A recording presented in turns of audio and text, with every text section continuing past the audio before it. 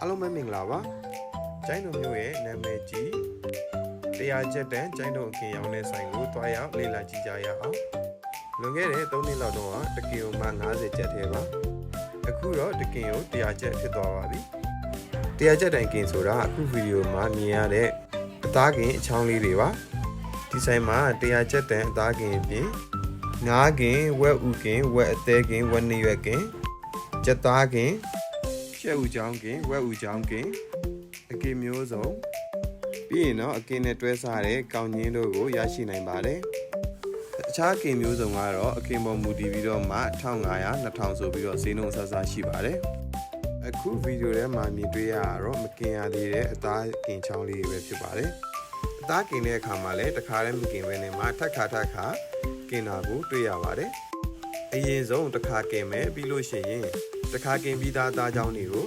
ခယူစီငရုတ်သီးမုံတို့နဲ့လိုသလိုချိန်ပြီးတော့မှအပေါ်ကနေ3လိမ့်ပေးကြပါတယ်ပြီးရင်တော့နောက်တစ်ခါထပ်ကင်ပါတယ်နောက်တစ်ခါကင်ပြီးလို့ရှိရင်ခုနအတိုင်းပဲထပ်ပြီးတော့အပေါ်ကနေခယူစီငရုတ်သီးမုံတို့နဲ့ထပ်ပြီးတော့တုပ်ပေးကြပါတယ်ပြီးရင်တော့ထပ်ပြီးတော့မီးကင်ပါတယ်အဲ့လိုပုံစံမျိုးနဲ့4-5ခါလောက်ကင်ပြီးရင်တော့အသားကင်ရပါပြီဈေးဝယ်တဲ့သူပေါ်မူတည်ပြီးတော့မှအဆက်ပုံမှန်အဆက်ရှော့အဆက်ဆိုပြီးတော့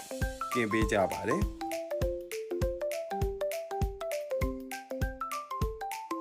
ဒါလေးကတော့ကင်ပြီးသားကင်နေဖြစ်ပါတယ်ဝက်ဥဝက်အသေးကျက်ဥချောင်းဝက်ဥချောင်းကျက်ချီတောက်ကင်ကျက်ပင်စီဘူးကင်ကျက်ကြောကင်အကင်တွေကတော့တော်တော်ကိုစုံလင်ပါတယ်တကယ်ချင်းမိတ်ဆွေညီကိုမောင်မတွေအားလုံးကျိုင်းတုံရောက်ဖြစ်ခဲ့တယ်ဆိုလို့ရှိရင်ကျိုင်းတုံကင်ကိုမြည်ဆန်းကြည့်ကြပါနော်ပုံမှန်အကင်ကြိုက်တဲ့သူတွေအတွက်ကတော့လုံးဝကိုအကြိုက်တွေ့မှာသိကြပါတယ်ဘလော့လေးကိုကြည့်ရှုပေးကြတဲ့တကယ်ချင်းမိတ်ဆွေညီကိုမောင်မအားလုံးတယောက်စီတိုင်းကိုကျေးဇူးအများကြီးတင်ပါတယ်နောက်ဗီဒီယိုမှာပြန်တွေ့ကြမယ်နော်